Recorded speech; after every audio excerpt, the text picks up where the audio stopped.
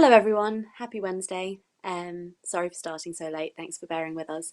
Tonight I'll be talking to Peter Jordan, production manager and co-director of SLUA Event Safety Consultancy. We'll be speaking about the crucial work he's doing with TheatreForum to prepare for theatres to open up again. We'll then be joined by Fergal McGrath, venue manager of the Town Hall Theatre in Galway.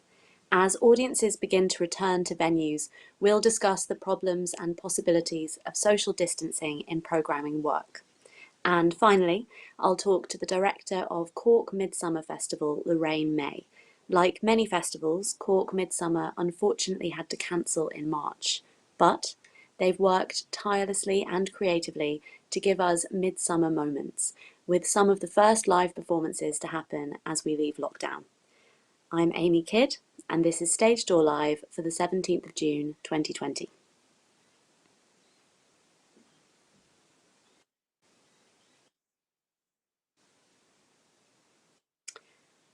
So this is episode 10.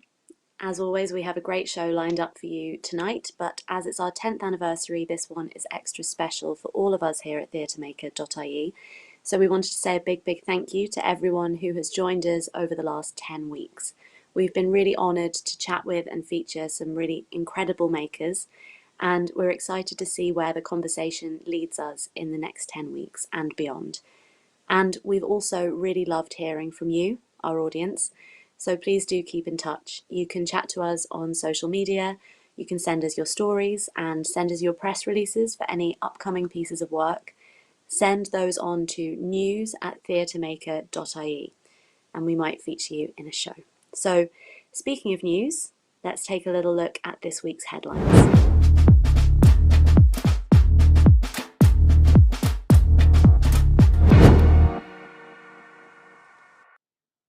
Let's start first with the exciting news, which I'm sure is on everyone's mind. Yesterday, the Irish arts and culture sector breathed a sigh of relief as we heard the government announce an additional 25 million in funding being allocated to the arts. We want to take this opportunity to congratulate the National Campaign for the Arts and the numerous workers and volunteers who have been tirelessly lobbying for recognition and action to #Save the Arts. This is a victory, but it is not the time for us to become complacent.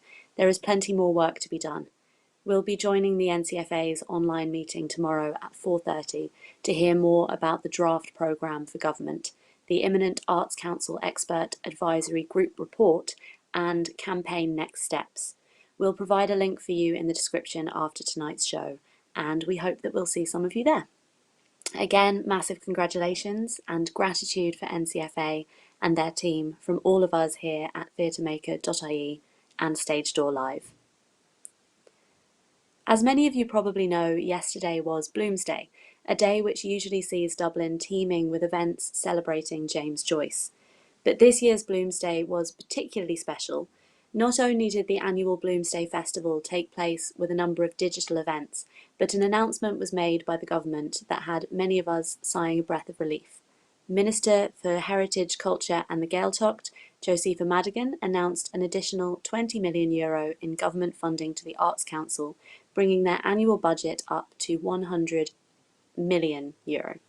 Recent reports from the Department of Public Expenditure and Reform indicated that the arts and entertainment sector was one of the most affected by the COVID-19 shutdown.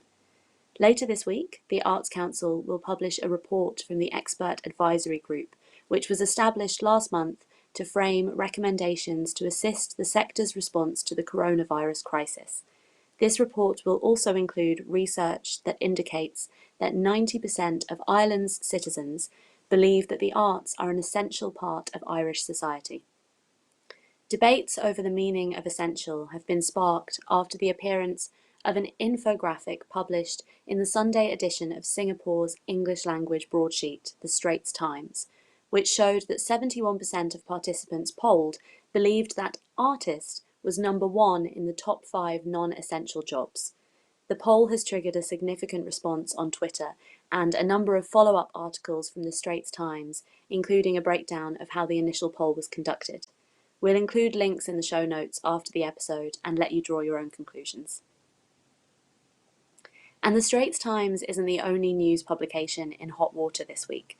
In the UK, the Sunday Times is being widely criticised for their review of a televised broadcast of the Royal Shakespeare Company's production of Macbeth, which said the production was less garishly diverse than last Sunday's Romeo and Juliet.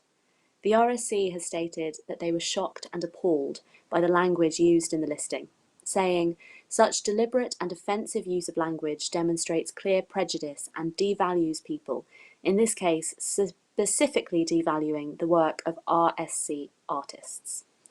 The Sunday Times has apologised for what they are calling a production error, and have said, "We are sorry that an inappropriate reference appeared in our review of Macbeth. It has been removed from our online edition." And in more positive news, Irish Modern Dance Theatre announced its Dancer from the Dance Festival on Thursday. The festival, which has been moved online due to coronavirus restrictions, is a 5-day festival of Irish choreography showcasing established and emerging Irish choreographers from Ireland and the Irish diaspora. Curated by John Scott, the festival features live performances, masterclasses, and workshops for beginners, and even a live-streamed ceilidh, which sounds very exciting. The festival runs from June 29th to July 3rd. If you look for a link to the full lineup of events, it'll be in the show description later tonight. And just this morning, the Abbey Theatre announced the continuation of Dear Island. This time, the National Theatre is looking for letters from the audience, which will be read by some of Ireland's leading actors, live on the Abbey stage and broadcast. Letters must be no longer than 400 words and can be submitted by filling out a short form on the Abbey's website. And to finish off this week's news with a story that will delight both theatre lovers and historians, archaeologists in London may have discovered what is thought to be London's earliest playhouse. Believed to be the first purpose-built theatre of the Elizabethan era, the Red Lion is thought to have been built around 1567 by John Brain, who would later go on to construct the theatre in Shoreditch in 1576. Very little is known about the Red Lion, but archaeologist Stephen White, who directed the excavation work, says, "The strength of the combined evidence, archaeological remains of buildings in the right location and of the right period, seem to match up with characteristics of the playhouse recorded in early documents." The first remains were found early last year after excavations began in preparation for housing development works in Stepney Way, East London. Emily Gee, from Historic England, said the group would continue to work closely with the developer to interpret these archaeological remains and display them. And that is all for this week's news. If you think we missed anything vitally important, you can, and please do, send us your news stories at news@theatremaker.ie or get in touch with us on social media.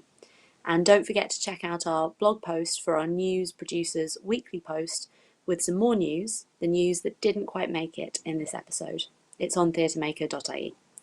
And if you haven't already, please do give us a like on Facebook, follow us on Twitter and Instagram, and share the show with your friends and followers. On YouTube, you can click the subscribe button and click the bell to get notifications of our future broadcasts and our YouTube exclusive content. And we also have an exciting announcement to share with you tonight, but you'll have to wait until the end of the episode if you want to hear more about that.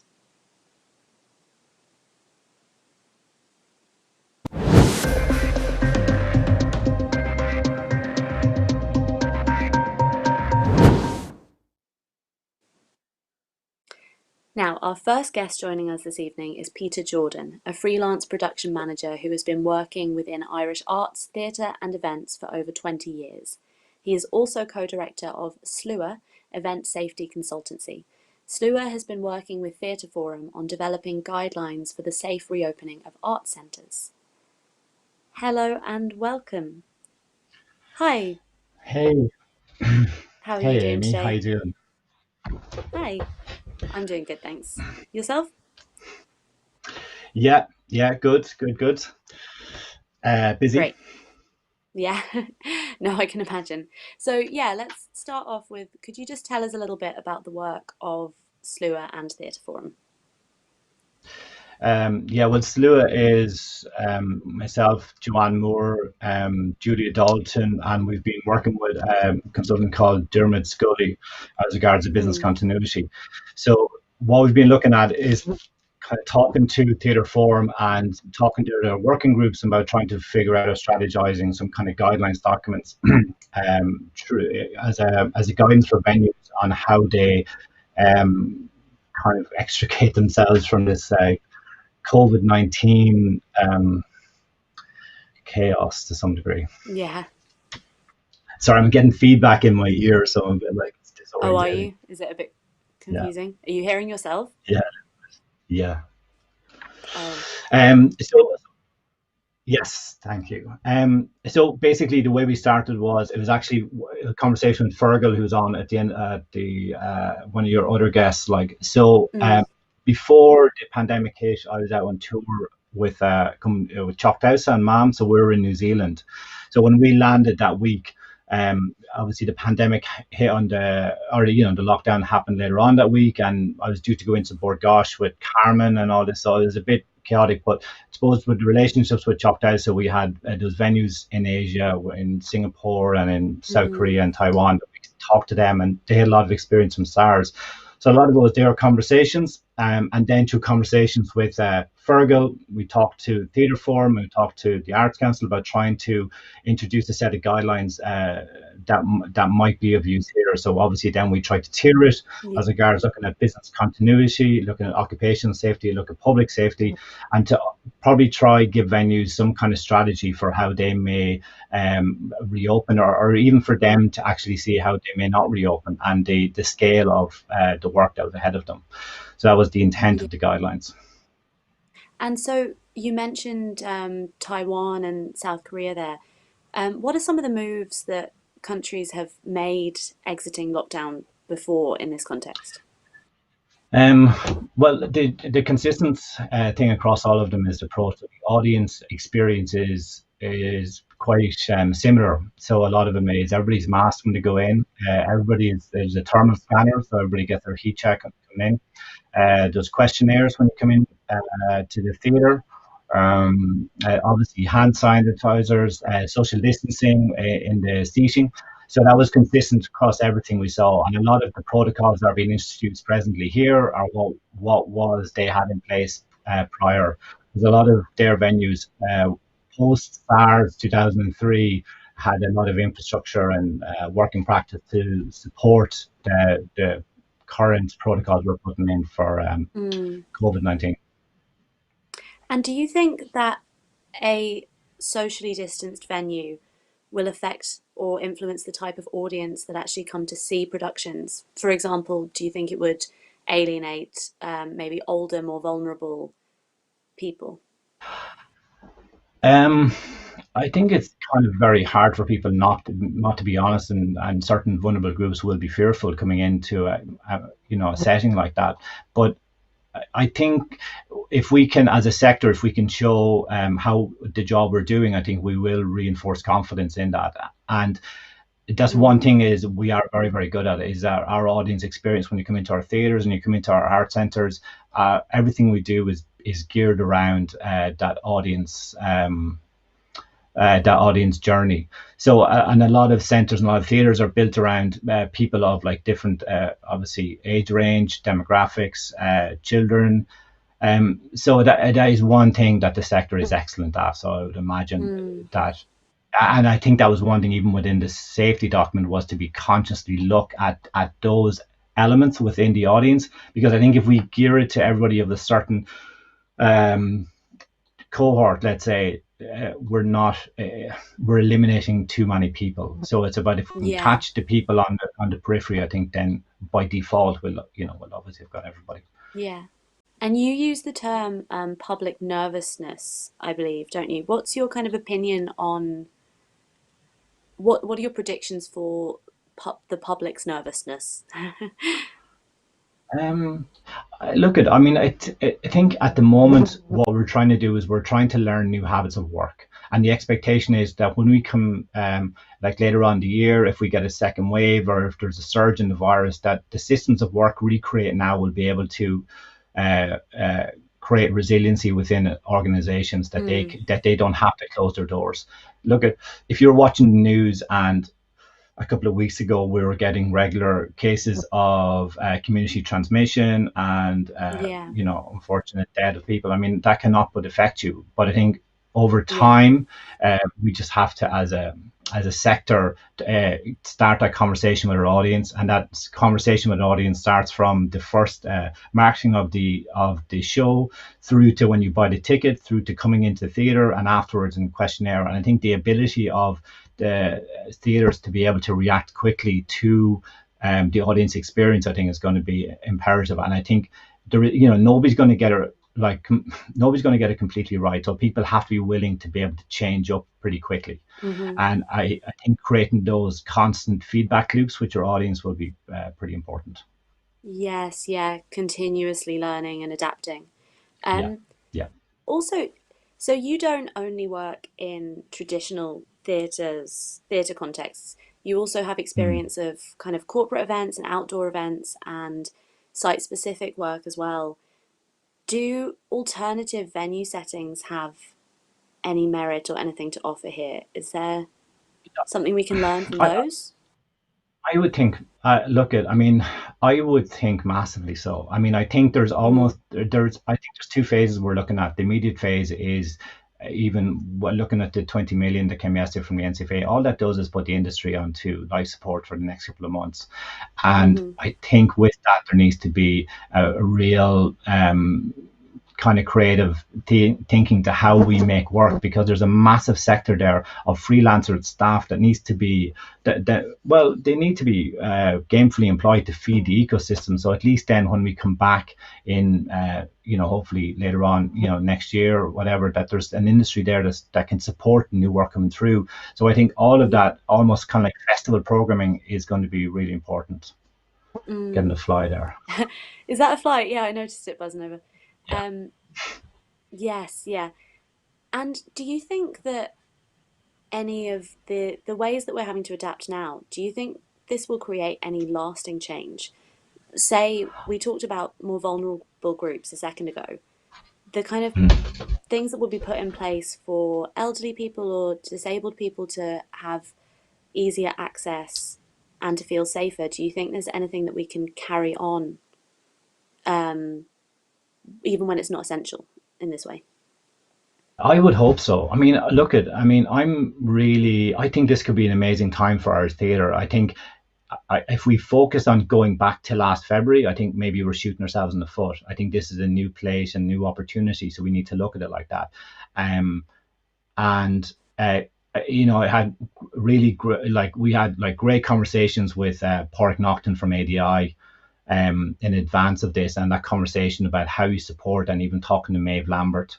Mm, And I think those experiences. I mean, what Asylum are doing, let's say in Callan, like, I mean, they're looking at, they have an amazing, there's an amazing venue down there called Castalia, and they have a little amphitheater at back and whatever. And yeah. for me, that's the type of work I love anyway. Um, but I would hope so. I would hope. I think if we look to put COVID-19 protocols and procedures on the world we had last February, I'm not sure if Hmm. that's got much traction. And I think we need, as an industry, I think we need to be really brave and creative and talk to our artists and let our Yeah. artists inform our best decision out of this. Mm. So we've talked about performances.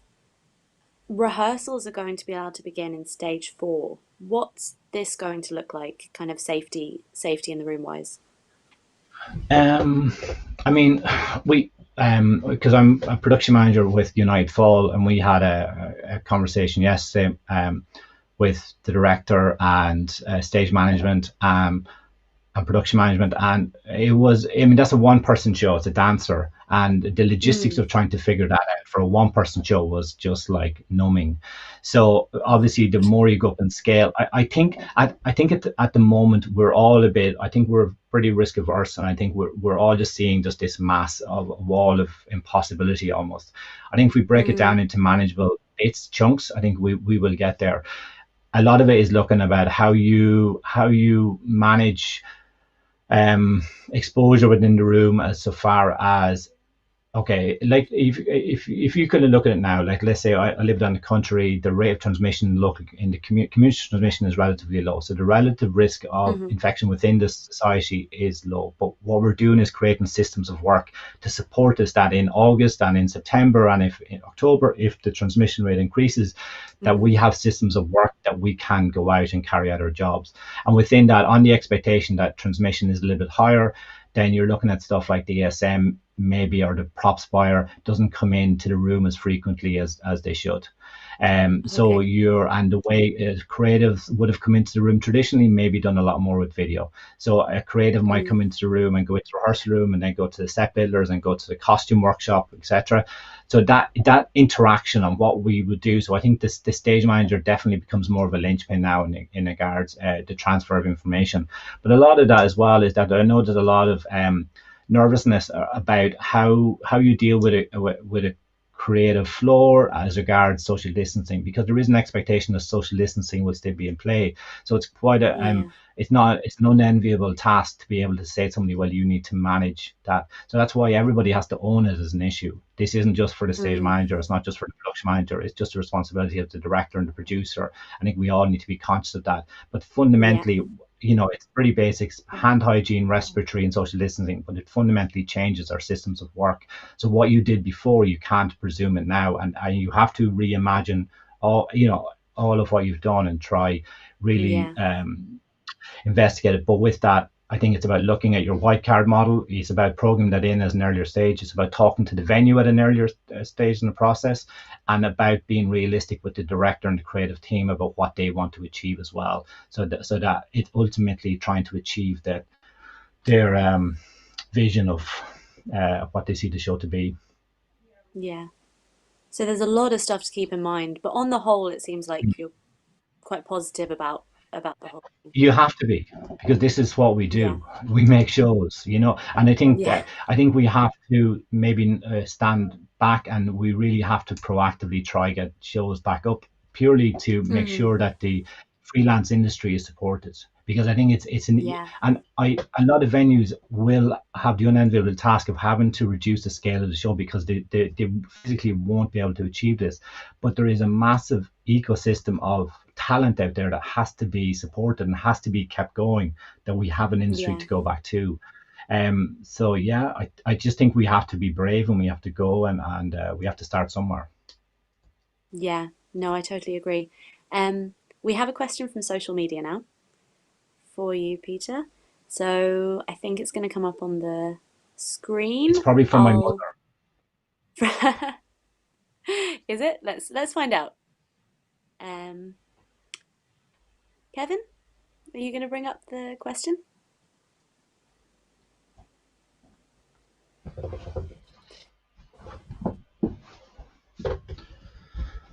Okay, I'm going to ask you another question while we wait for that question.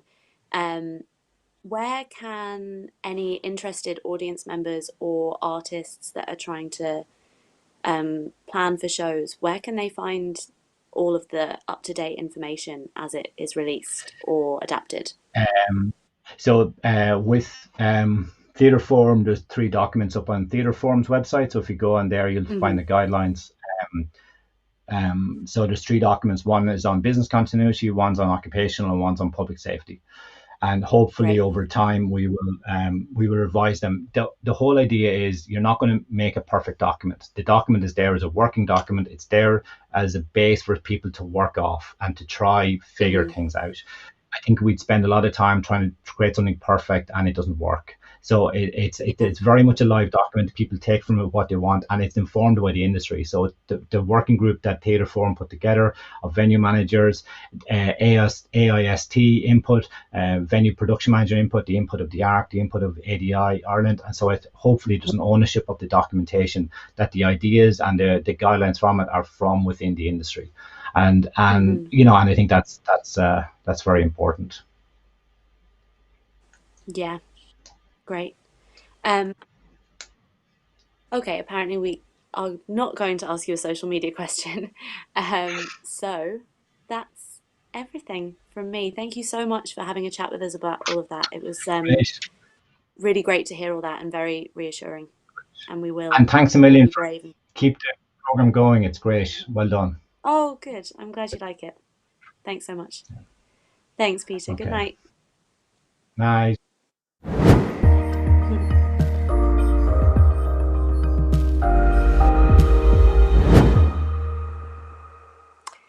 And now we are delighted to feature another Peter on our show this evening, Peter Power. Peter Power is a composer, director and sound designer from Waterford, based in Cork. Let's join Peter as he shares his art in isolation with us.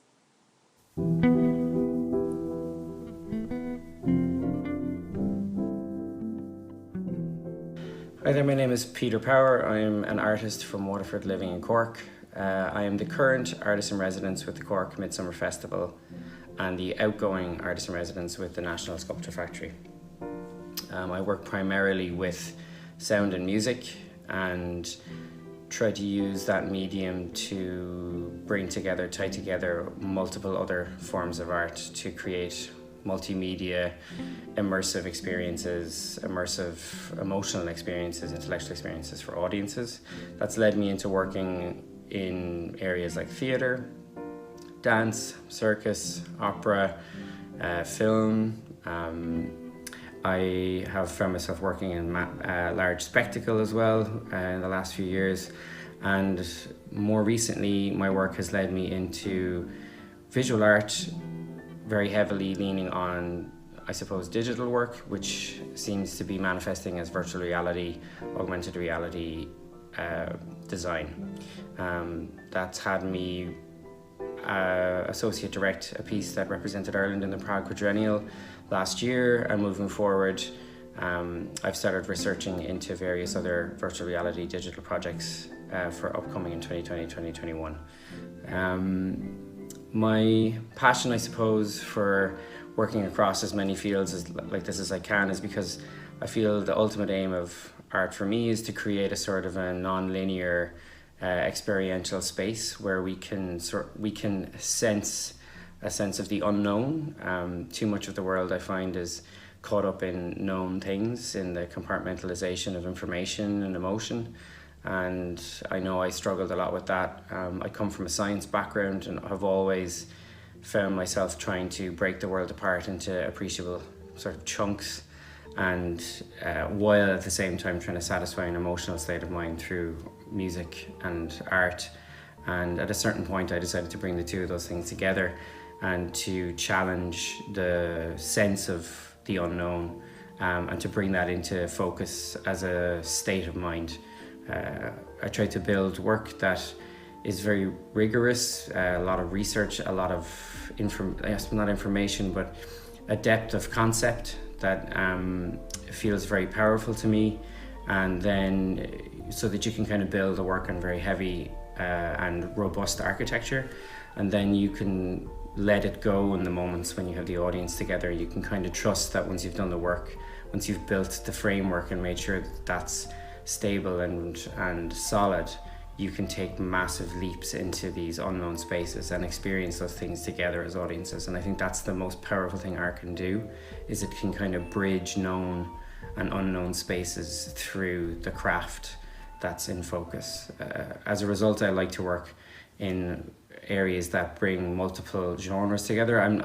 I suppose, like a lot of contemporary artists, I'm losing interest in the sort of genred nature of art, and the language around that, and the sort of siloed thinking that kind of brings with it. And I'm more interested in the experiment of new languages, new forms of experience, new spaces, new dialogues between art forms, a sort of an adjacency of ideas where, potentially disparate things are placed beside each other, and then through effort and through audience you can create these in-between spaces, these liminal, unknown, ethereal spaces that can generate a spectrum of emotion that are very hard to reach any other way. The most recent piece that I've been looking into is titled Shelter in Place, with the artist Leon Butler. It's currently presented in its research phase in the Cork Midsummer Festival and the Carlow Arts Festival. You can check it out there at their websites. What it came from was this exploration of the idea of of isolation and the different spaces within which people had been isolating during the pandemic, the sort of worlds that people had been forced back into in order to survive all of this.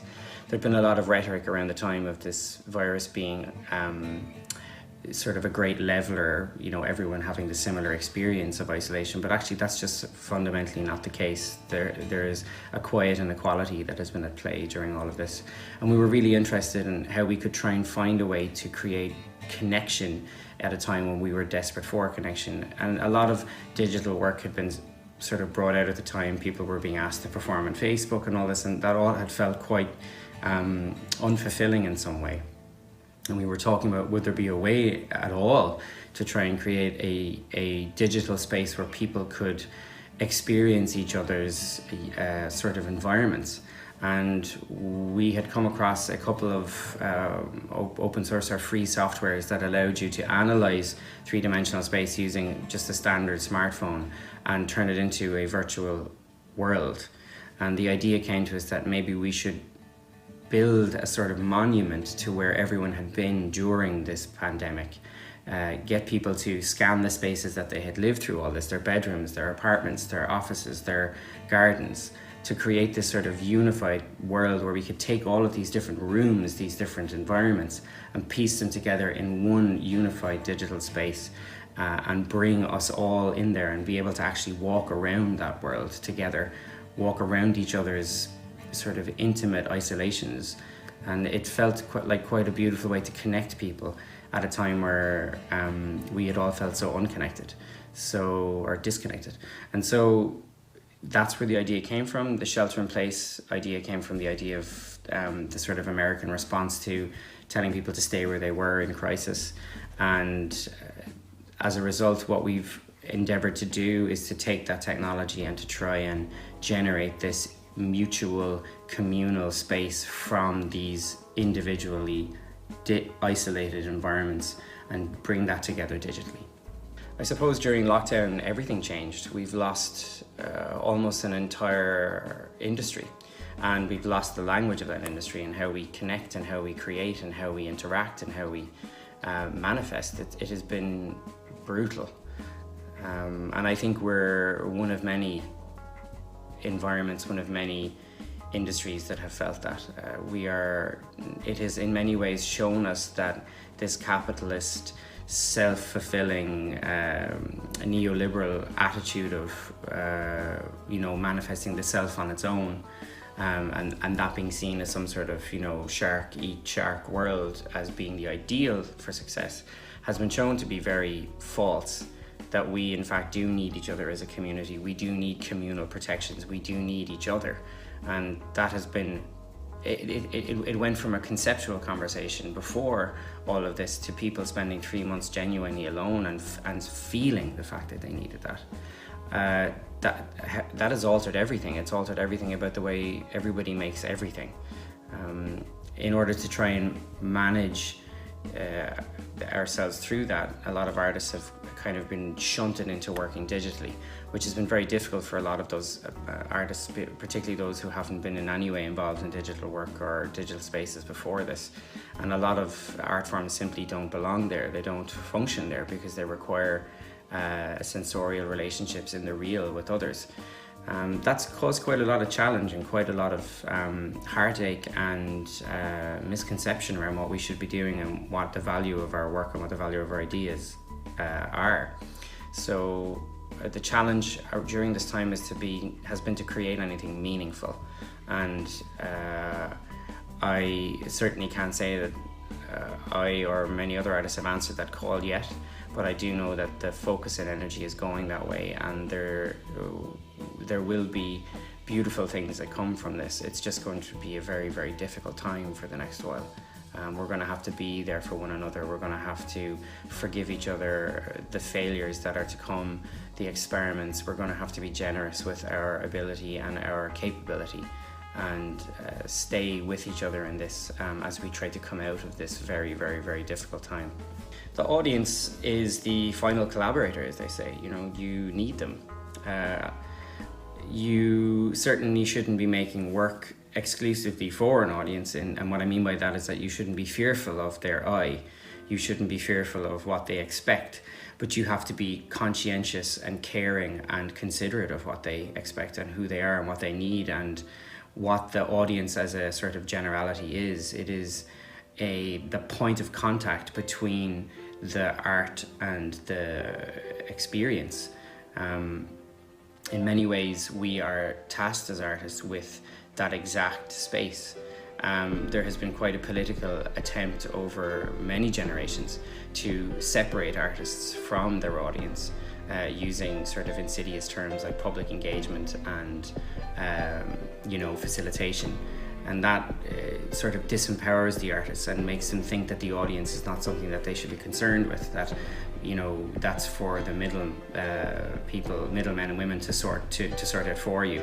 Whereas for me, I think when you create art, you are creating something to be witnessed on some level, and you as the primary artist, you understand that more than anybody else.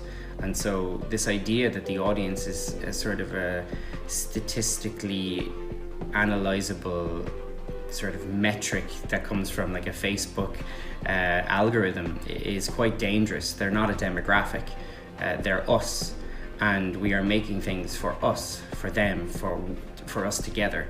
So they are the final collaborator, and I think a lot of facilitators, a lot of public policy needs to start to acknowledge that by taking control of the idea of public engagement away from artists, what you're doing is you're actually taking control of the art. The audience can be trusted, the artist can be trusted.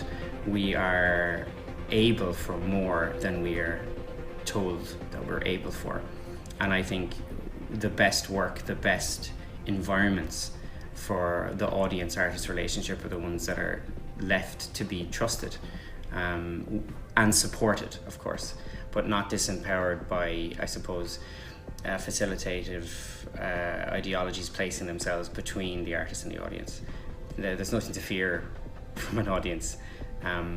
They are, as I said, the last collaborator. So in that way, they play a vital role in the final stages of all the work, and considering them in the process is absolutely necessary. I think moving forward, there are a couple of things that artists need to become conscientious of. I think the first is that we need to accept that we need to become partial advocates outside of our art. Our art is not singularly the only thing that advocates for us. We have to find time in our work schedules to put 5%, 10% of our time aside for genuine advocacy. Not everyone is good at advocacy, and not everyone wants to do it. I certainly don't enjoy it, but I do try to see it as an investment in the future of what I do. And I know there's plenty of organizations out there that are desperate for tiny amounts of volunteer support, and I give as much as I can, as I can handle to that, because I think advocacy is the way forward for our work.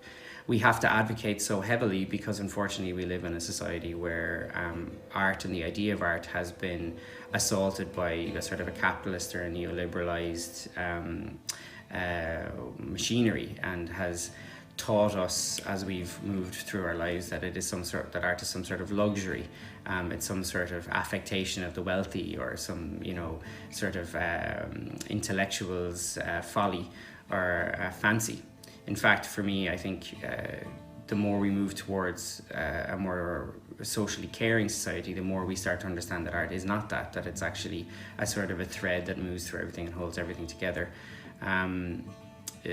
We need to advocate in that way, because the only way up to this point that we've been able to justify in some ways art is to try and turn it into a sort of a de facto social care, social work environment where we have become sort of responsible for the well-being of society. Although I do think that's a large part of what we do, I think it's very dangerous to turn art into something that is only responsible for the well-being of its audience. This idea of community over anything else. Art also has to be allowed to be excellent, and when I say by excellent is that it can't concern itself constantly with the digestion of its audience. It has to be allowed to experiment on the fringe of things. So in that way, it can't be solely about community. It has to be about the pursuit of something else. We need to do both. We need to be allowed to do both. And what we need to do is challenge the language around what the artist is, what we are being told we are. We are being exceptionalized. We are being pushed into this space of where it's all, we're not necessary. It's not necessary. The we in the artist is a problem too. Everyone in some ways is an artist. So yeah, I think that's where we will have to put the energy. We need to become stronger, more cohesive advocates, not only with our work, but within the environment of our work. And we need to become proud of the fact that not only do we facilitate social cohesion, social well-being, we also make excellent things. We work very hard, and we do these things for a more high quality sense of culture, and that's a responsible role in society, and not something to be cast off every time there's an economic crisis caused by a rabid capitalist machine. So yeah, I hope for us that we manage to do that.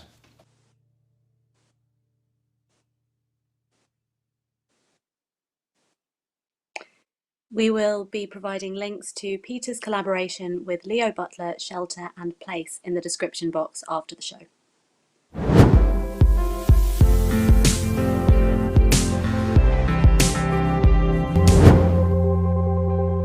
And our second guest of the evening is Fergal McGrath. Fergal is venue director of the Town Hall Theatre Galway and has worked in the cultural sector for the past 28 years. He is closely associated with the growth and development of a number of leading Irish companies and organisations, including Town Hall Theatre, Druid Theatre Company and Galway International Arts Festival. He is a former chairperson of TheatreForum. Hello. Welcome. Hi, Amy. Welcome, Hi. Fergal. How are you today? Good. In better form than I was before the news yesterday. So yesterday was a good day. So good form today. Yeah. Good day for us all in the arts. So could you start out by telling us a little bit about the Town Hall Theatre's situation now? Okay, so we run 3 theatre spaces. Typically, we would have sold 100,000 seats a year, turnover to a quarter to 2.5 million, and raise 80 to 85% of our revenue through box office and bar sales. So on the 12th of March, we closed the doors, and overnight our business was flattened, and we went from presenting between 550 and 600 events a year to 0. So right now we are working behind closed doors. We spent the last 12 weeks postponing, cancelling, rescheduling and refunding. In the last 3 weeks alone, we've averaged 50 grand a week being refunded to customers who had bought in advance. So we've gone from being a very busy place with 7 full-time and 19 part-time staff to a place with a small number of full-time staff working behind the closed doors, and the part-time staff all temporarily laid off by Galway City Council. Oh, it's so difficult. And when are you intending, do you know yet when you will reopen to audiences? Well, legally, we could have opened on the 10th of August, and then that was brought forward to the 20th of July.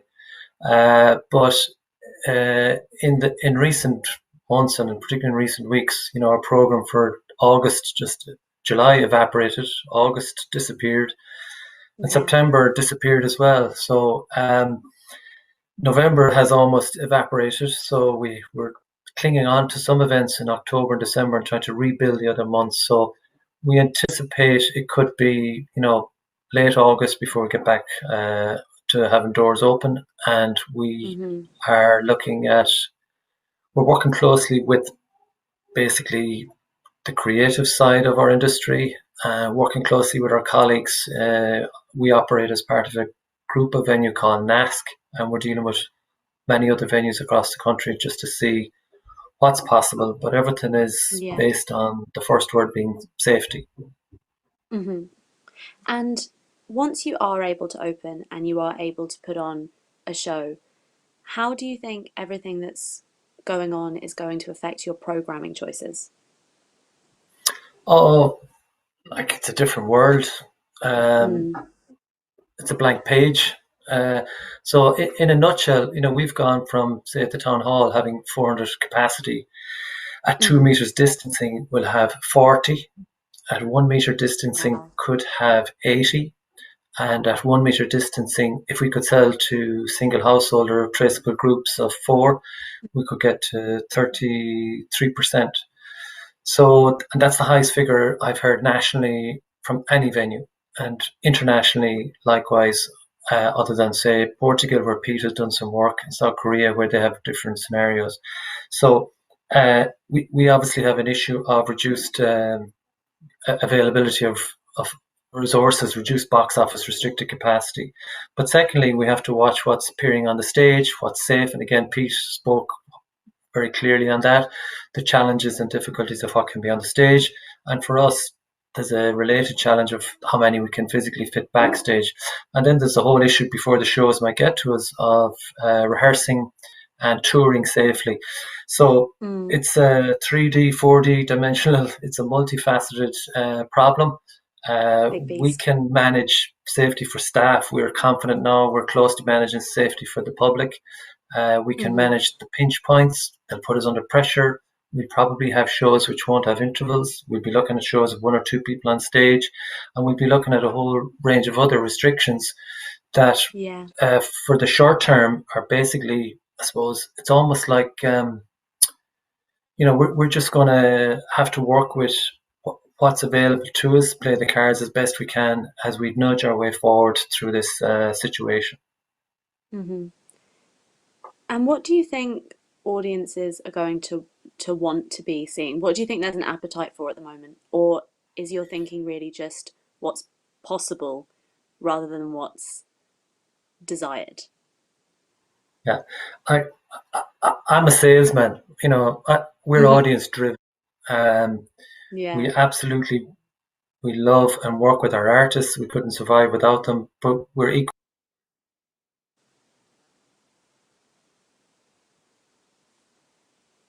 Oh, I've frozen. This scenario, it's far from ideal, but we can't simply sit down and respond to market research, which might tell us what our audiences want. We have to work with our artists. We're going to work local, we're going to work regional, and we're going to work national. But we're going to concentrate on what's available, and we're going to present that in the most suitable environment and setting that we're able to do. And in terms of what audiences, what's their appetite, we're not there yet. Indigo's research in recent weeks would suggest that just 20% of our audiences would want to come back immediately.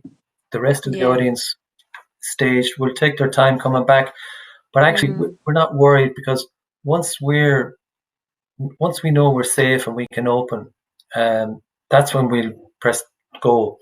And we are very confident that our audiences will build their confidence quickly. So it's a bit like, during the pandemic, the last 12 weeks, once a week, my family, we might have ordered a takeaway from our favourite restaurant, which now couldn't accommodate us. And that was our treat for the week. The menu was limited, but we still enjoyed the treat of something different. So I think it's almost like between now and Christmas, we're looking at a takeout menu. It'll be restricted, but it'll be appreciated. That's a good comparison. We have a question for social media from you, for you. If schools are not social distancing, then will theatres have to, both backstage and audience-wise? And how much of an impact would it have on Fergal and the Town Hall Theatre if social distancing was null and void? Yeah, huge difference. But social distancing, as Pete said, is here to stay. And I'm skeptical of political talk of the schools come back to normal in September as if nothing happened. 2 meters, we won't open the doors at 2 meters. It's a waste of time. It's just not a runner. We won't do it. At 1 meter and permission to sell to groups, household groups and traceable groups, we can do it. We can work if we get extra help. And because we want to pay the artists the fee that they should be paid. We won't have the revenue to cover those fees. So there's a gap, and we can work, I think, with the Arts Council and others to bridge that gap to make this work, because we're determined, as Pete said, we're determined to, we got to keep the ecosystem moving, and it might be slow start, but we're going to keep it moving. Now, if social distancing was relaxed and we could manage in the new situation without it, well, then we're fine. So the difference, to answer the question, is huge, but I'm skeptical, and I don't disagree with Pete Jordan when he says social distancing is going to be with us for some time. Yeah.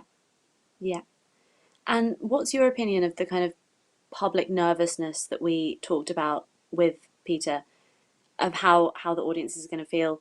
You were saying earlier that you're confident that if you present something that you are sure is safe, that you will gain that trust in audiences very quickly. Do you think that will spread through word of mouth, or do you think it will be theatre goers that were already an audience of yours? Yeah, like we've got a very loyal audience in Galway. We sell 100,000 seats a year in a city of 73,000 population. So it's an extraordinary presence we have. So we're very confident that when we're open and when we say we're safe, that we'll be able to respond to the demand that's out there. We're sure that demand will rebuild, but like everything else, it will take time. But actually, that's the least of our worries. Our worries is to find the shows and present them in a safe manner and manage the pinch points. If we don't have an interval, it reduces the risk of the toilets being used. If we have restricted access to the bar, it reduces the risk further. So there's so many things we're going to be doing. I don't know. Pete Jordan would have us checking temperatures on the way in. I don't know if we'll be doing that, but we'll certainly have lots of hand sanitizers, one-way systems, social distance seating, perhaps face masks. We won't have people crossing roads. We'll have staggered seating locations. So we've done lots of work. So we're on it. We nearly have it sorted with help from people like Pete. And our issues, not really. Audience is the least of our worries. They'll come back. Yeah. No, I think so. So you talked about how it affected your planned program. Have you had to cancel a lot of shows, or have you postponed many? How exactly have those shows really been affected? Will they be picked back up? Oh yeah, listen, it was like a knockout blow on the 12th of March. It was just like we went straight to the floor. We didn't even go on the ropes. We were on the floor. And we got up. I worked from home, but the first few weeks was just like a tsunami of cancellations. Initially, inquiries about rescheduling into the autumn, and I was skeptical because I just thought, no, this is a long tunnel. There's light, but it's a long tunnel. And then within weeks, people came around to that way of thinking. So then we started, let's into the first quarter, and now at this stage we're into the second quarter of next year. And I'm actually busily working on 2022 now because I'm not so sure about the first quarter of 21. If we get a second wave. And even like the way we're working, we're going to be set up for a second wave. So we anticipate if there's a second wave, it may not be as bad as what happened first. We think that it could be a ripple as opposed to a second wave. There could be several ripples. So we're not, Pete worked in Southeast Asia, South Korea in particular, and like they get on with life. This is very serious and more serious than SARS. So we have to obviously be much more careful, but we can manage this. Now, back to your original question about the program. Yeah, like we're just large groups, in September we had the Abbey, we had the Gate, we had Moonfish. Like they're all gone. They can't tour, they can't rehearse, they can't put the shows together. But we're talking to Galway Arts Festival, and they may do a unique event in early September, We're talking to Galway Comedy Festival. They're looking at blended events where there could be activity to reduce the audience in our venues, broadcast live with an international mix. There's lots of things we can do. We're talking to Barbara. So we're looking at special events as the way to nudge forward. And, Pete said earlier, we can't just go back to February and dress it up with COVID-19 precautions. Yeah. So right now, I was always open-minded, but when someone rings me now with something that doesn't make sense, I just say, leave it with me. I'm listening to everything that's going on. And I talked with Peter a little bit about his experience with site-specific and kind of alternative venues. Is that something that at the Black Box or the Town Hall Theatre you've considered, taking shows outside of the theatre? No, that's not our intention. And I disagree with Peter on this. We want Good. to We like keep, a bit of yeah, difference of opinion. yeah. And we're good buddies. We go back a long way. He's got a strong Galway background. even though he's from Carlow or somewhere strange like that. So we have our plan is to take existing buildings and make them safe. Okay, so the Pros Art setup of the town hall gives us little flexibility. The Black Box, it's a versatile space. We can have up to 600 seated. We can have up to 800 standing. We can have a combination of, we can do stuff in the round. We can stand on our head if we want to. So we look at how we might maximize the Black Box. And the first 5 realistic projects that are on my desk for us getting back into business are all in the Black Box. So obviously that's the interest from the sector, and we're able to respond to that. And that's good for us, because that means people are, they're thinking outside the box, and hopefully outside the box will be within the box of the Black Box. Yeah, but we can manage that. We've got huge facilities there. We've got toilets, running water, hot water, all sorts of things that I can't imagine trying to set up in a temporary venue.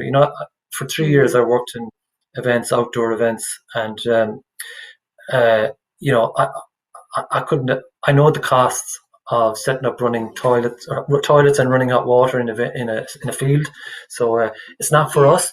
So what we want to do is get performers on stage, get arts workers working, and get audiences back. So it's 1, 2, 3, bang, bang, bang. That's what we're at. Yeah. We're not into,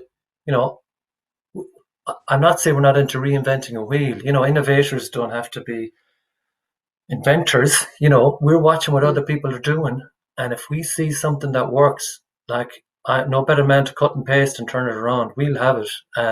But also, I think we're dealing with some of the most pioneering people in the industry, and we're working closely with so many people. We were very supportive of the NCFA campaign, and their achievement was extraordinary.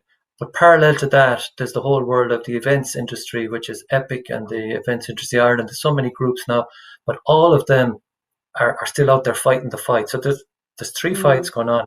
Round 1 was yesterday. We got a win with the extra support for the Arts Council. Round 2 is getting the outdoor events sector helped in some way. And round 3, which is my priority now, is to get from 2 meters down to 1 meter. And then we're in business. Yeah. And could you also tell us a little bit about the Patron Donation Award, which supported artists? Yeah.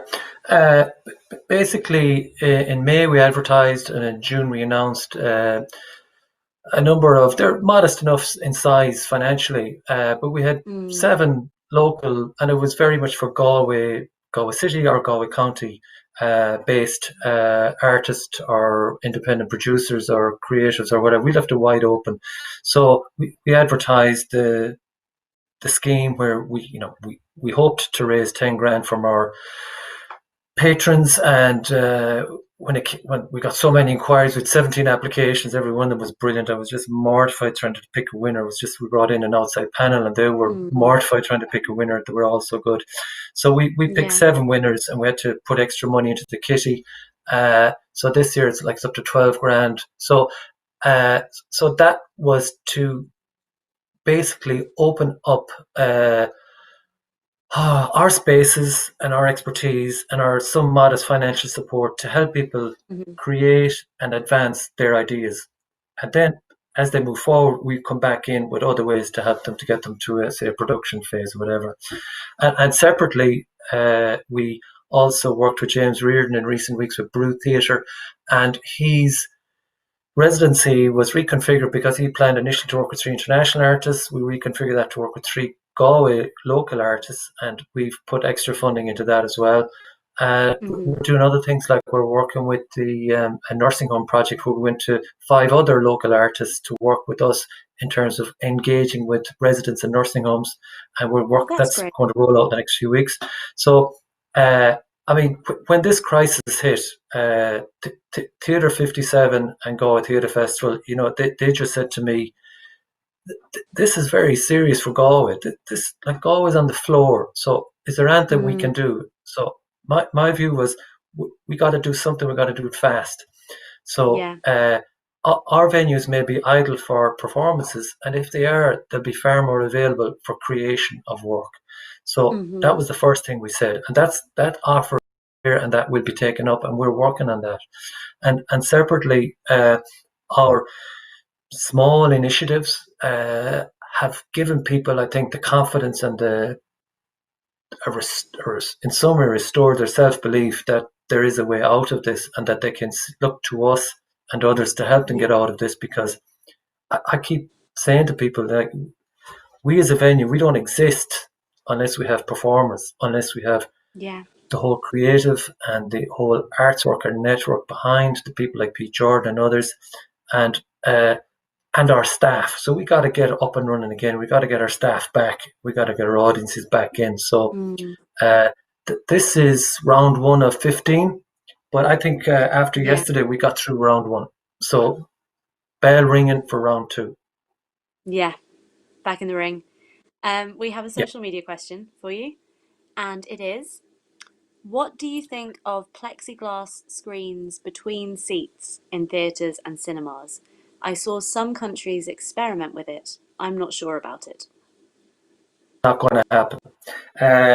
A fire officer wouldn't want it, and I can't believe it would work. I'm old-fashioned, but if I go to a theatre, even go to a cinema where I watch a film with several hundred other people, the thought of a partition between me and my neighbour, this is not a restaurant business we're in. It's not a booth where you go in and just, it's not what we do. So for us, 2 meters is every 4th seat. 1 meter is like every 3rd seat, and we can stagger people so that we sit, and we can stagger people so that we get the 1 meter all around, but you're not too far from someone else. And if you're in a family group of 4, or with your partner in a group of 2, and we'd have mix of 4s and 2s, and perhaps groups of 6. We've advanced sales for Bell X1 next January. Like 70% were in groups of 4. So we're looking at every opportunity of how to manage a situation like that. So we're going to retain some sense of ambience and the perspective. And I know some venues are gung-ho investigating and going to do it, but it's not going to happen for us. I don't see it working. Yeah. Not the call you're making. Okay, I have one more question for you, which is not strictly theatre related really, but how's Galway? Like, usually at this time of year, there'd be buskers, there'd be so many tourists, festival goers. What's it like in the town at the moment? It was sad. It's picking up now. Like, I worked for the Galway Arts Festival for 10 years. I worked with Druid for 5 years. I worked freelance in Galway in a whole range of events for 3 years, and now I've been in the town hall for 6 years, 7 years combined. So I know the town well, and July was the highlight of our year. So, like, the second week of July, we would have had the Galway Film Fly in with 18,000 people in 6 days. That's 3,000 people a day. That's just crazy, And the following fortnight, the Galway Arts Festival would bring, they could sell 70,000 or 80,000 seats and bring another 130,000 people onto the streets. So 200,000 people attending. So July was our summer, was our big time, and we're obviously devastated that's not going to happen. And Yeah. I remember on Easter Monday night, I took a video of the River Corrib next to where the Galway Arts was a big top would normally be. And for the first time in 28 years in Galway, I could hear the river. And it was really sad. I could hear the river flowing. And it's almost in the Galway city centre. That's how quiet the place was. So I can hear the river now, and the fishermen are back in the river. So it is getting better. We'll get there. We'll be fine. Yeah. We might miss July, but I think the Galway Arts Festival will surprise us in September. I think the Bobbero people and Galway Comedy Festival might surprise us in October. We'll pull something out of the hat with a national initiative in November. And sure, then it's Christmas. Yeah. It'll be grand. Yeah, it'll be Christmas before we know it. It always is. Amazing. Thank you so much for coming on the show. It was lovely to chat to you. Thanks, Fergal, and good night. My pleasure. Thank you. Thank you.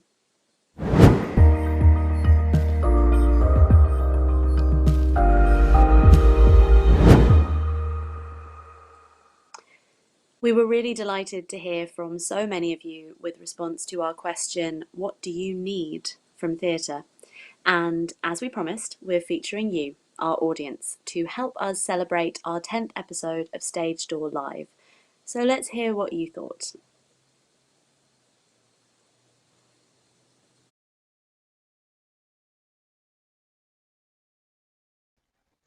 Hello, I'm Glenda Cimino.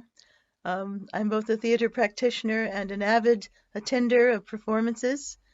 I love theatre. It means a huge amount to my life since I made Leaves or in a performance in Atlanta or had a bit role on stage here and there. And I think theatre is very, very important because it gives us an opportunity for a collective experience to experience an alternative reality, to identify with people with different backgrounds and different lives, to provide catharsis for us, as in the old Greek theater, where we go through something on stage that we don't have to go through necessarily in our everyday life. We learn to identify with others. We learn to empathize and share through theater. We share the experience of theater, and the collective audience gives energy to the performers, and the performers interact with the audience in secret and invisible ways. It's a magical thing, theater, and I miss it greatly.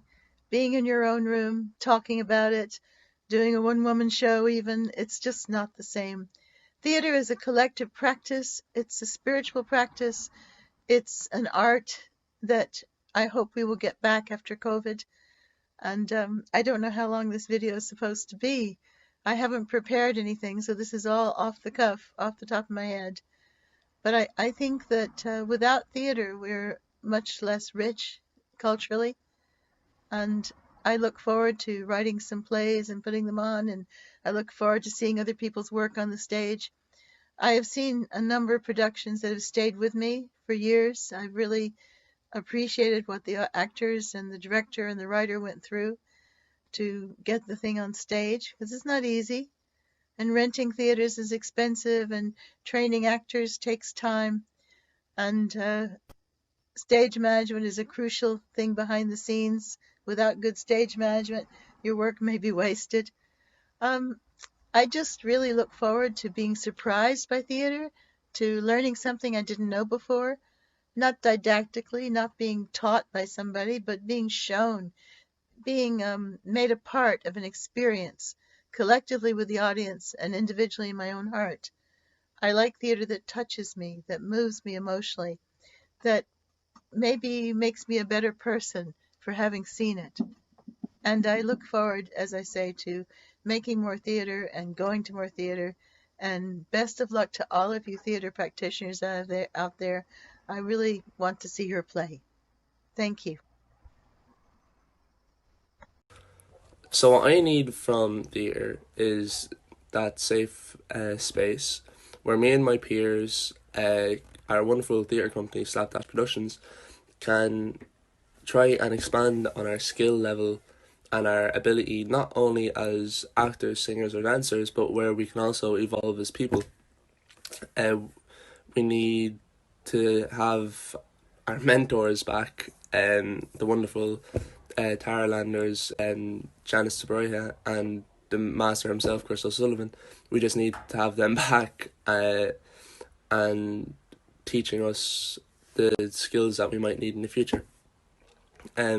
We're really, like, without being there, like from going to being there constantly to being there or not being there, for the past 3 or 4 months is a real change for us, and it's something that we're not really used to. So what we are hoping is that when this is all over and we do eventually get our spot back, that it meets all social distancing requirements if needs be, and also that we have just that we can see everyone again is really all that I'm asking for anyway from theatre, and I'm sure that everyone else that is involved in theatre is asking for as well. Hello, my name is Pat Nolan. So, what can an audience expect once it returns to the theatre after all this madness? I would say comedy would be a good bet. Lots and lots of comedy. People need a good laugh, and they need to get that live experience again, and they need to get into the habit of going to theatre again. And I think comedy is the way to do that. So lots and lots of comedy. Thank you. Hi, Stage Door. As the owner of a performing arts academy and as a teacher of drama to young people, I would really love the opportunity to take more young people to the theatre and to see more types of shows, not just musical theatre, but also plays, puppet theatre, anything that's interactive and engaging and made for younger audiences. There was a brilliant production on in the Abbey at Christmas time, and it did get moved on to the Peacock for a second run, but I would just love to see much more types of shows coming through so we can take younger audiences and inspire the next generation. What do I need from theatre again? Well, I need my slapdash family back. My wonderful work wife, Janice DeBroya, the musical maestro himself, Chris O'Sullivan, and the company itself, that it's too many names to mention. I want to create for them again. I want to see them learn. I want to see them grow. I want to see them surpass even their own expectations. I want to be in that safe space again where we can all be our crazy selves, regardless of race, regardless of gender, and regardless of sexuality. A place where we can be ourselves. That's what the theatre is. That's what the theatre does for a lot of people, and I think we've taken that for granted. So I want my family back. I want Slapdash Theatre Company back, and I want my safe place back. I want from musical theatre in general is just to see, more talent on display and like new talent, and I'm excited when all the theatres open back up and they recast new shows or do some more revivals. I'm excited to see what new talent is brought up, and even in local theatre, new talent brought up and new people joining. It's great. The thing I miss the most from theatre is that sense of immediacy, and also that idea that you're participating in something outside of yourself.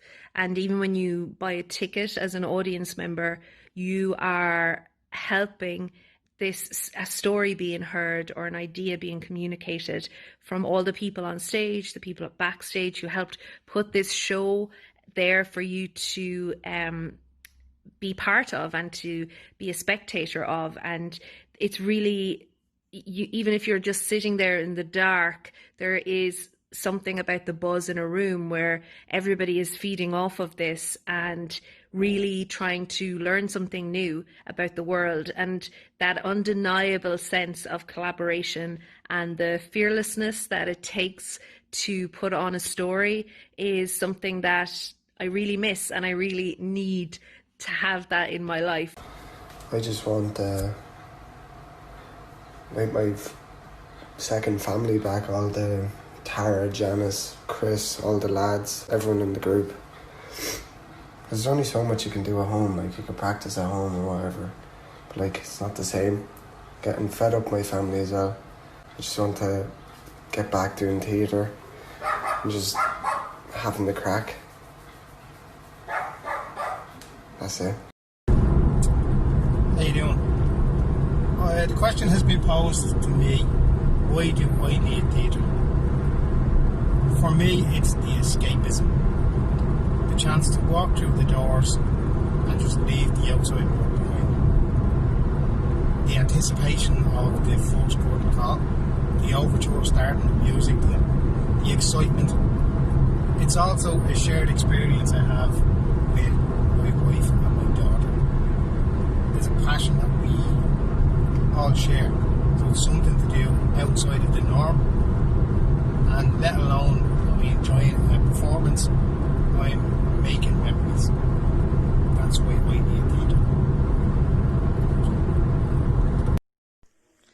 So what I would like to see from theatre, and what I need from theatre when we get back to the stage, is accessibility, because I think community theatre has made, and amateur theatre has made, being an audience member and going to the theatre and a night out of theatre very accessible. But sometimes I think when it comes to who's up on stage and what stories get told and what plays get performed, I think it can take on its own form of elitism. So I would like to see a wider representation of and diversity in society and community theatre groups, and some of the more marginalised voices in society heard through the work that gets performed.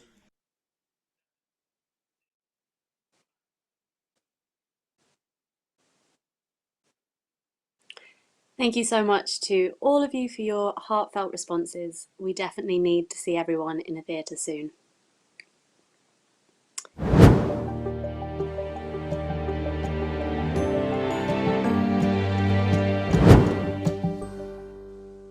And we are now pleased to welcome our final guest, Lorraine Maye, the director of Cork Midsummer Festival, which this year is presenting Midsummer Moments. Midsummer Moments is a series of festival events, activities and discussions which can be experienced outdoors and at home, running until the 21st of June. Although not exactly the expected design of the festival, Lorraine and the entire Midsummer team have done a really excellent job at honouring their commitments to artists and engaging audiences internationally and locally, and finding a way to give live performance to the people of Cork. Welcome, Lorraine. Thank you. Hello. Hello. How are you this evening? I'm very well. I'm very well. We're right in the middle of things at the moment. I can't hear you. I wonder. Sorry, 1 second. I'm going to see if I can't hear Lorraine.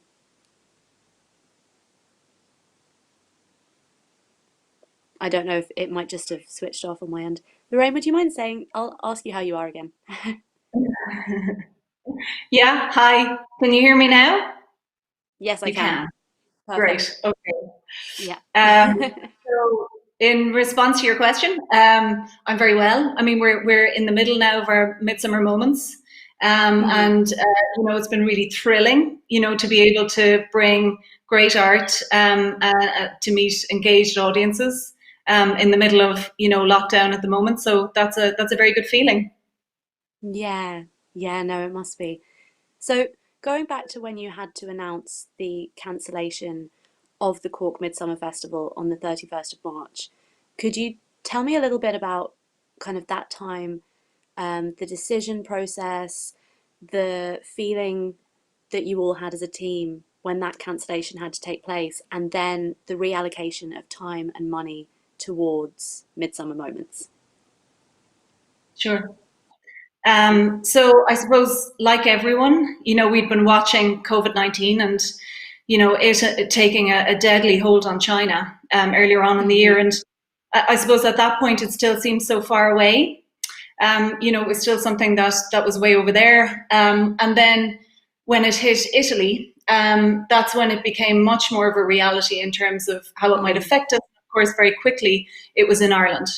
And then we sort of found ourselves in that situation on the 12th of March where they were closing the schools, and very abruptly venues were closed, festivals, were sort of brought to a halt, and everything just stopped. And yet, even still, we at that point, we knew that we weren't going to be able to deliver the festival as we had imagined it, and as we had been working on for the past year. But we still didn't know, whether or not it meant that we were going to have to cancel the whole festival, whether or not it meant that we would still be able to go ahead with, the majority of it or some part of it. So what we started doing over those couple of weeks, and of course nobody had the answers, was talking to all of our brilliant partners in the city, the venues. We started talking to artists. We started talking to other partners in other cities. We had conversations with our funders. And we were just trying to very quickly, or as quick as we could, get a picture of just how far this might extend. Was it going to be just 2 weeks in lockdown and then out again? Or was it all going to be over, in a matter of days? We didn't know. But as each day passed, it became very obvious that actually, we weren't going to be able to deliver any of it as we had imagined, and that we were going to have to cancel. So at that point, we started having conversations with all of our stakeholders. So our funders were core funded by the Arts Council, Cork Council and Fáilte Ireland. And they were all really supportive of what we were doing or what we couldn't do, and in our, our ability to sort of to manage that. We started talking to our venue partners about their plans and just filling them in on where we were.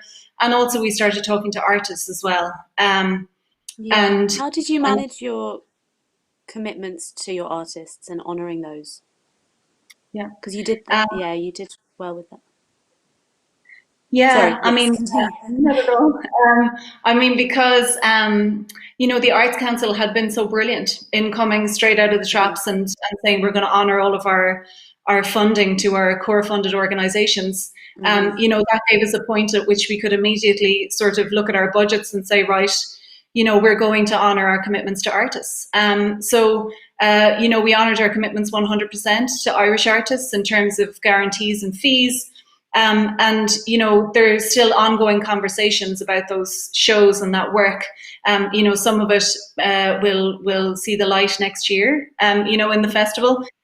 Some of it may find another home, as the months go on. And we're still in ongoing conversations with lots of those artists, about their work and what's possible. But the most important thing was that they get paid, And the other side is, in terms of the Irish artists that and the organisations that are involved in the festival, they'd also be really reliant, as are we, on box office, So the guarantees would have been, a split or just a fraction of what they could have expected to get in. So it was sort of the least that we could do, in that sense, given that there would be so much of a loss in other ways. Mm-hmm. And you're engaging with audiences on both a local level and an international level. Have you been able to gauge the response so far from audiences at all, or like how's it all gone down? Yeah. And I suppose if we sort of immediately jump to something like Contact by Kirkadurka, which is our live theatrical experience, one of the first, maybe the first, since lockdown, that went out to communities last weekend for the first time, and I saw it 4 times last weekend. Really? And I'm very privileged in that sense. But the idea of it was that, Kirkadurka, who are pioneers in, site-specific and site-responsive performance, that, they came to us with this. Straight after we had the roadmap, they came to us in Packern and have been thinking about it, how might they sort of adapt their work and still sort of meet an audience in some way. So, of course, it's, rigorously assessed in terms of, risk and safety, and the health and safety of the artists and the audiences was always completely, at the forefront of everyone's mind, and a huge amount of planning went into that. But to see that make its way into communities last weekend, and to see that meeting of, art and audiences in a live space, was magic. And so as part of that, in a socially distanced way, I got to have conversations with some of the people who had, come out of their doors or sat on their curbs, or, kids sitting in the boots of cars, or whatever you're having. It was really thrilling for them, to have this amazing spectacle, arrive, in the green on front of their houses. As thrilling as it was for us. Yep. Yeah, for anyone that doesn't know anything about this particular production, would you mind giving a bit of context, kind of how it's being brought to, just a little bit more context about when you say people coming out on their doorsteps and in their houses, how that's working as a production? Sure. So the idea behind Contact was that it would be a travelling theatre production that Kirk would bring directly into communities.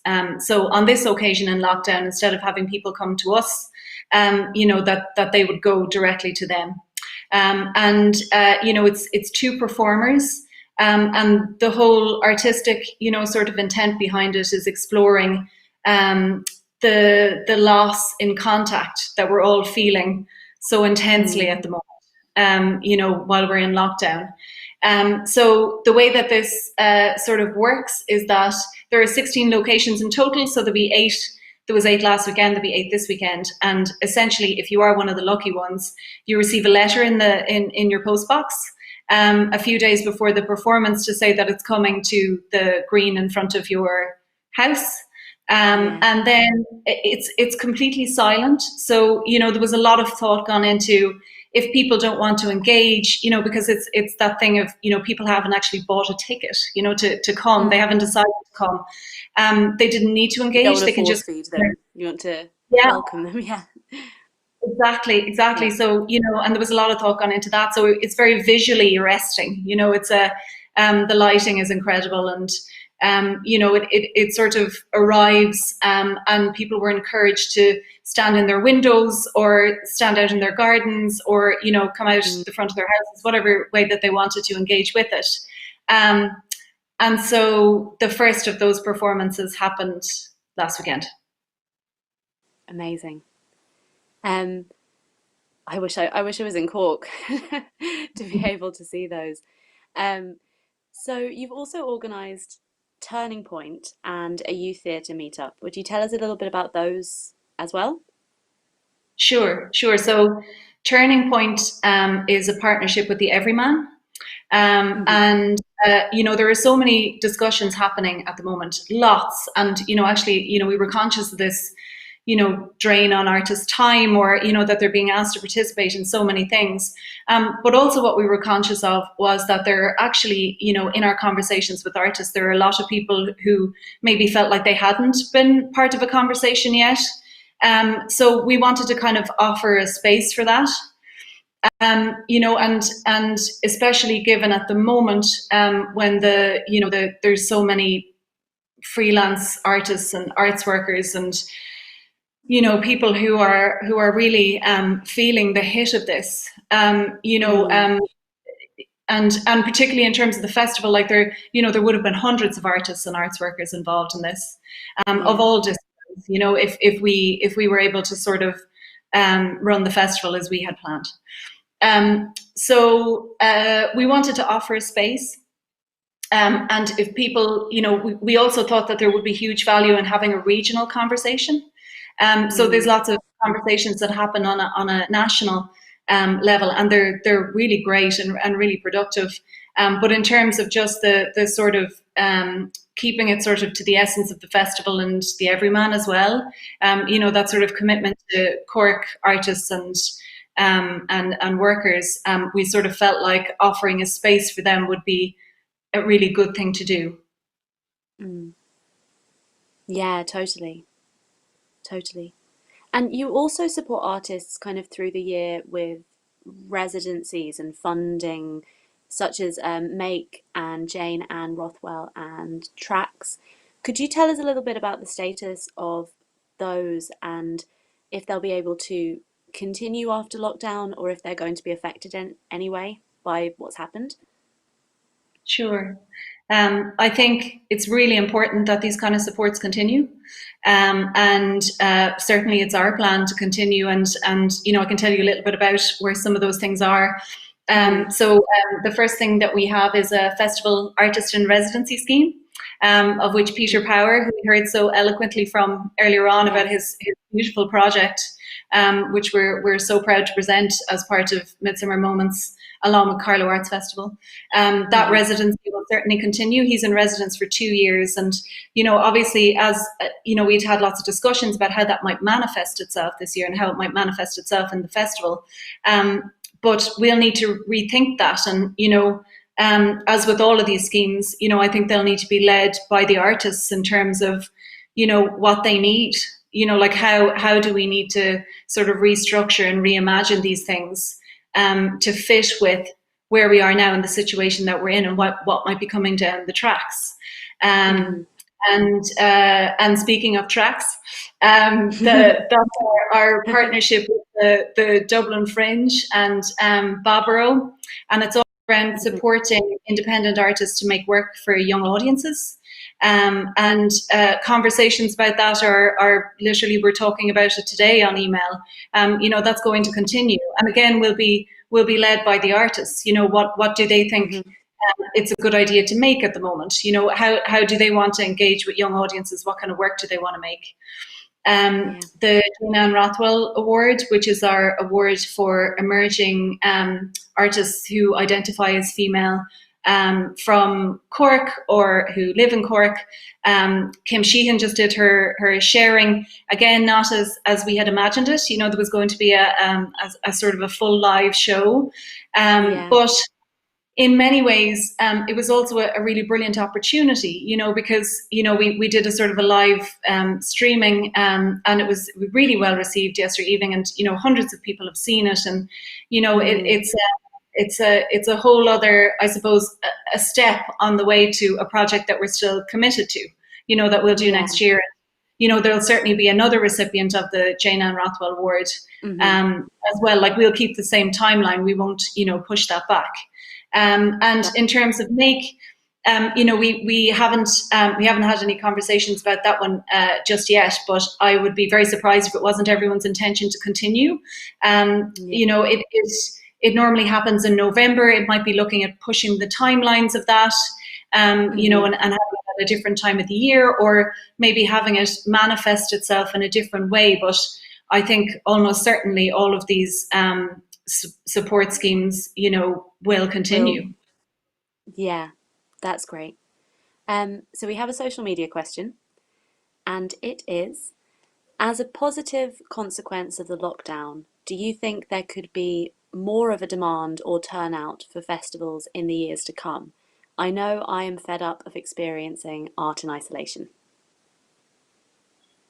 Yeah, I think in terms of, you were asking earlier about what people think audiences will want. I think that that great question just sort of touched on it there. I think people fundamentally want to gather, and gather in small groups, in large groups, in whatever way that enables us to be. It's just such a huge part of us as people. It's how we process things. It's how we celebrate. It's how we grieve. It's how we reflect. We do it communally and together. And I think festivals are, real points of visibility for that, where you have, a critical mass of lots of different things happening all at once, and people, sort of experiencing that together. And so in that sense, and also in the sense that I think because festivals are so nimble, in terms of how they can present work and, the kind of framework that artists can work within, that they could be a really good sort of testing ground for lots of new ideas, which is part of what we are doing as well, of course, in Midsummer, because, and Peter talked about this earlier as well, we have to try, safely, but we have to try new ideas, and we have to keep things moving forward. And so in a roundabout way, to answer that question, I think because, so much of this will happen, that I definitely think that audiences will be very drawn to festivals in that sense. Yeah. Everyone will have watched everything on Netflix, so maybe we'll get a whole new audience of people that haven't engaged with theatre before as well. Thank you so much for having a chat with us, and for coming on the show. That all sounds really, really great, and I'm very jealous of all the people in Cork that are getting letters through their what's it called? Post boxes? letterbox. What's the word I'm looking for? Letterbox. Letterbox. Thank you. Thanks so much. Thanks, Lorraine. Good night. Thanks for having me on.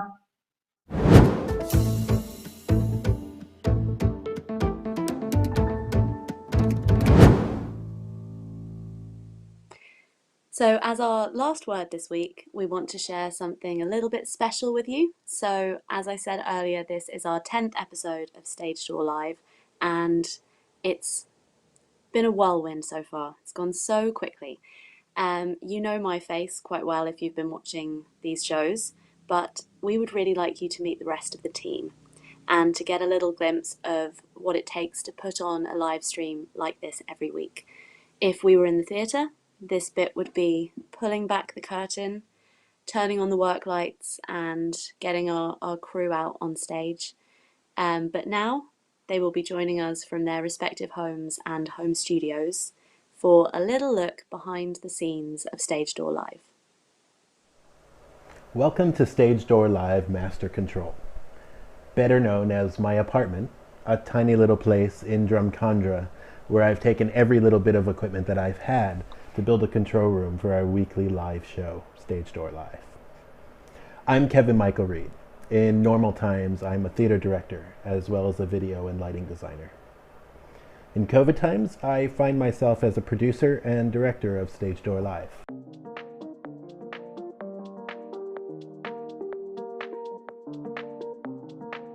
Just like many of you, when we first went into lockdown, I didn't quite know what to do with myself.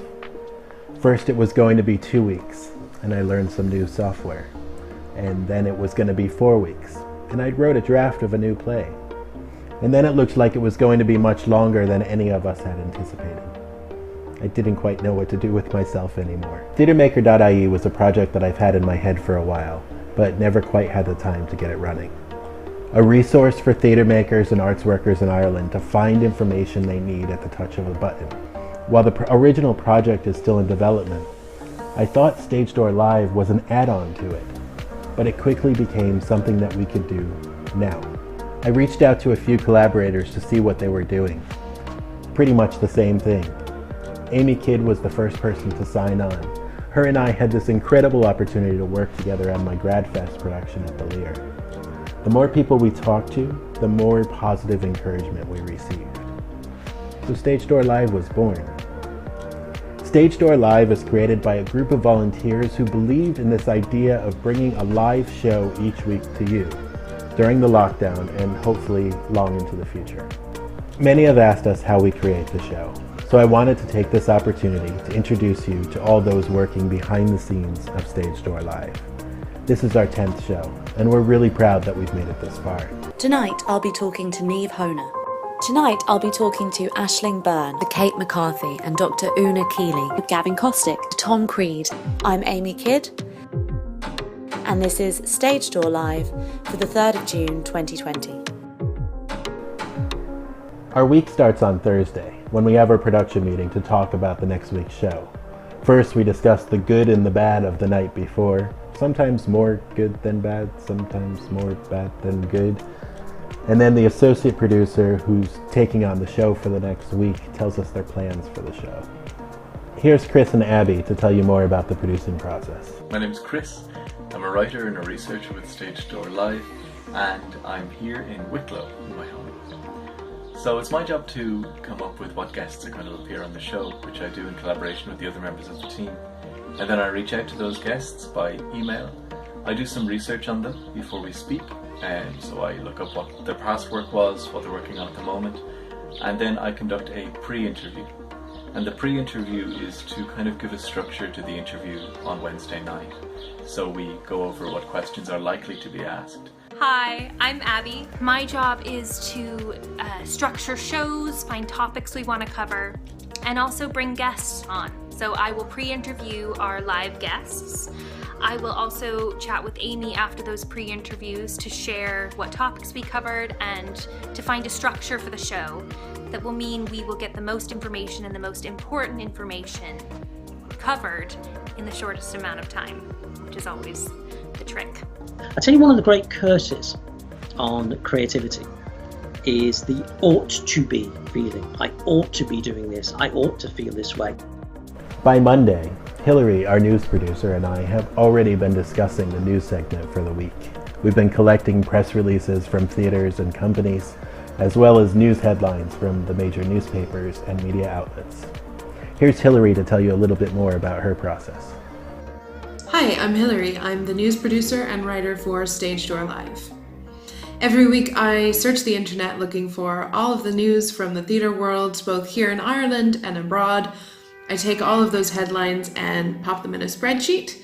Then I compile all of that information into a script for our wonderful host, Amy Kidd, to present at the top of each week's show.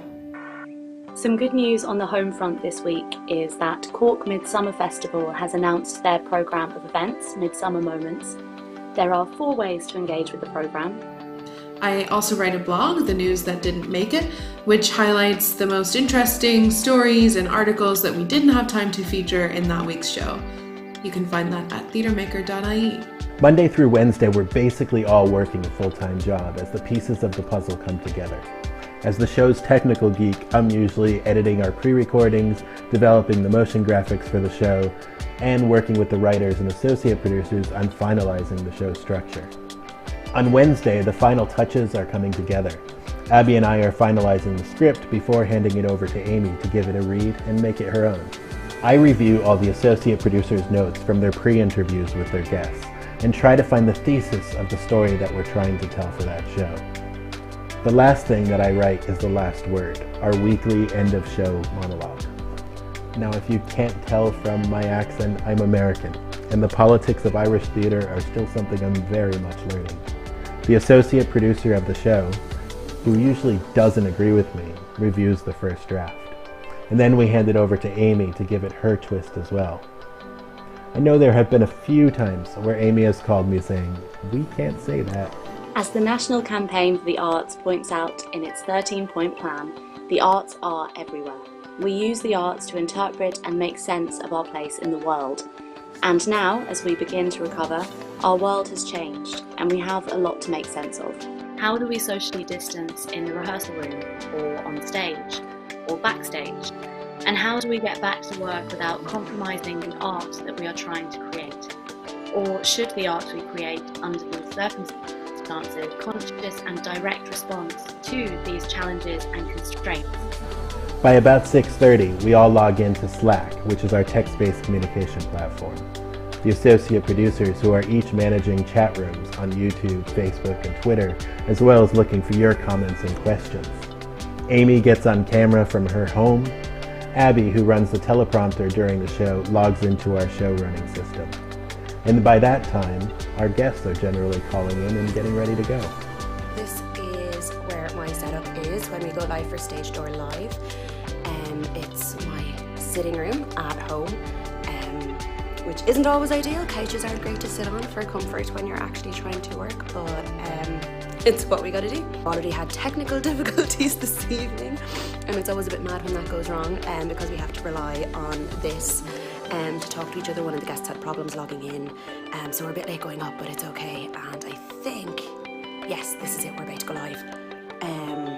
So yeah, I gotta go. I gotta go pay attention, and here's hoping there are no more technical difficulties. I also, during our show, run the teleprompter for Amy so that she doesn't have to hold a script in her hand while she's doing everything else. And I also manage the media questions that are coming in from all different platforms so that we can keep that conversation going between our audience, you, and our live guests and Amy.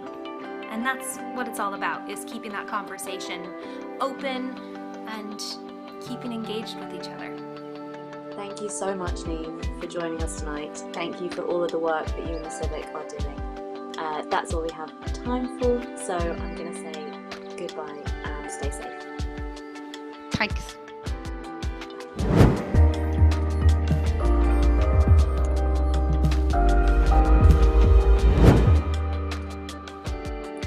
Our first art in isolation is Ricky O'Neill. So this is the part of the show where we do our pre-records, which is the art in isolation, and it's a chance for me to breathe anyway, other than just keeping a general eye on things. I think for Kevin, who's running the whole show, it's quite difficult because he's like, saying goodbye to the last guest, getting ready for the next guest and all of that, and trying to make sure that everything's where it needs to be all in time for the pre-record to end. But for the rest of us, it's actually I usually just get to sit back and relax and just enjoy the pre-records, which is nice. While poor Kevin is frantically lining everything up along with Abby, they definitely have the harder job once show goes up, for sure.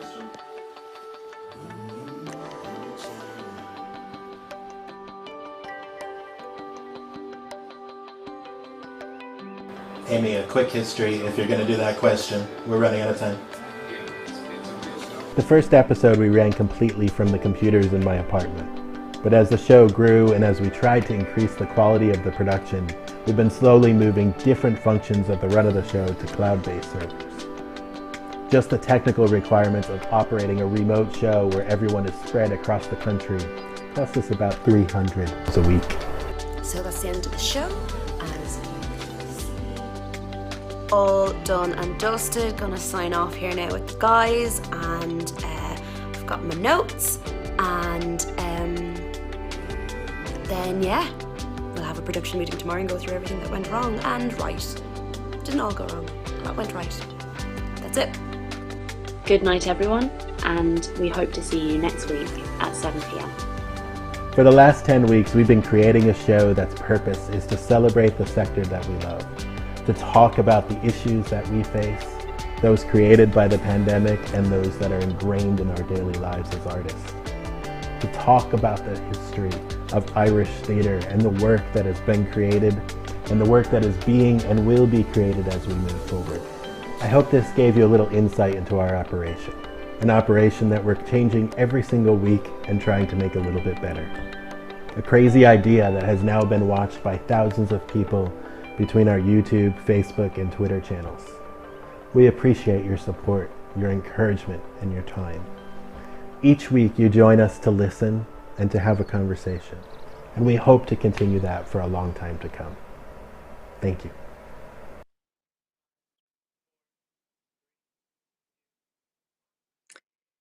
So as we move into the double digits with our episodes, our work is continuing to grow, and we can't wait to keep sharing the important conversations, projects, and topics with you.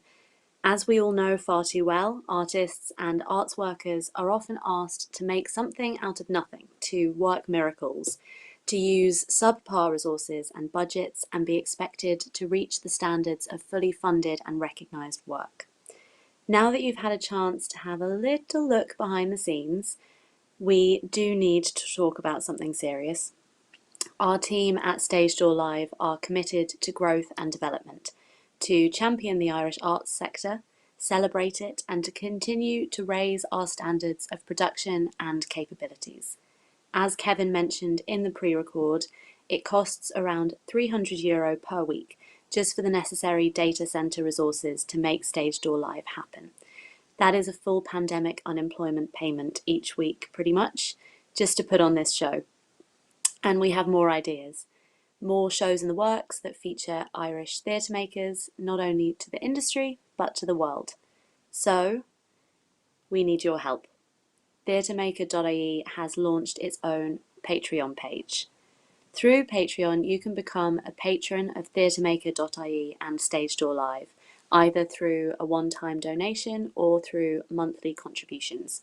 Our patrons will gain access to very exciting exclusive content, behind-the-scenes glimpses, early announcements of our guest lineups, patron-only live streams with our team, an opportunity to participate in our advisory panel, and maybe even a little bit of merchandise. We're working on it. Your support would help us continue to provide what we think is a much needed resource to the Irish theatre sector and to the wider world. We have our sights set high, and with your help and support, we have no doubt that we can do some amazing things. So here's a link, I think it's up on the screen there. Here's a link, there you go. And of course, we'll share a link in the description after the show. If you do choose to support us, I would like to thank you in advance. Next week, we'll turn our attention to our peers behind the scenes. We're going to be giving our focus to technical theatre, giving a voice to the frustrations felt by arts workers, freelance technicians, and other live events workers. We'll be talking with representatives from the freelance sector, the fantastic EPIC working group, and the Association of Stage Technicians to work through the actions that are being taken from within the sector, and what the future looks like for all theatre makers, both those on the stages and off. We can't wait to share our fantastic guests with you all when that time comes. And a reminder, if you haven't already, to give us a like on Facebook, follow us on Twitter and Instagram, share the show with your friends and followers. And on YouTube, be sure to click the subscribe button and the little bell to get notifications of our future broadcasts and also our YouTube exclusive content. As always, thank you to our viewers who have been with us since our very first episode, and a very warm welcome to any of you who are new to Stage Door Live. We look forward to sharing much more with you all very soon. Now, here to leave us with a reading of I Too by Langston Hughes is a very good friend of mine, a brilliant actor, the wonderful Patrick Martins. You may have seen Patrick recently in an excerpt of Enough of Him from the National Theatre of Scotland. He is a recent graduate of the Lear Academy, and he will be leading the cast of Enough of Him, written by Maye Sumwanyambi. Good night, everyone, and I look forward to seeing you next week at 7 p.m. Hi there. I hope everyone's keeping well, keeping safe during these times. Upon being asked to read a poem, I wanted to find something that resonated with me, and I wasn't getting any luck online. And thankfully, I remembered a poem that I'd come across in school, in English class. It's a poem that would have made me feel very embarrassed, very shy to speak about, or to have a conversation about in school with, teachers or whatever. But as I've grown up, and especially with the last month or couple of weeks, I really have began to let go of that shyness and stop tiptoeing around the topic of race. And it's nice to see so many people all over the world, and here in the country I live in, do the same and speak about it. It's very encouraging, it's very empowering, and it makes me feel like we are all one. And it's good to see that. I haven't felt this empowered in a very long time. And I know this is the same for a lot of other people of colour. So yeah, the poem that I decided to read today is a poem that talks about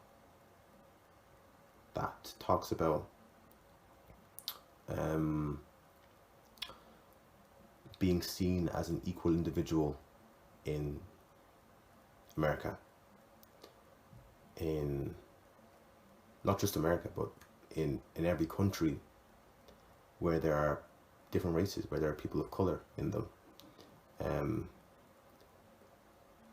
You do not need to be American to really resonate with this poem. America could be easily switched to Ireland, Switzerland, England, wherever you may be, and that's why I like this poem so much. So the name of the poem is I Too, and it is by an American poet named Langston Hughes. So yeah, let's get going.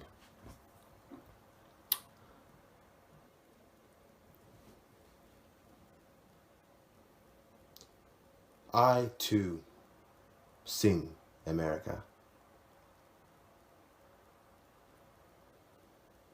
I am the darker brother. They send me to eat in the kitchen when company comes. But I laugh and eat well and grow strong.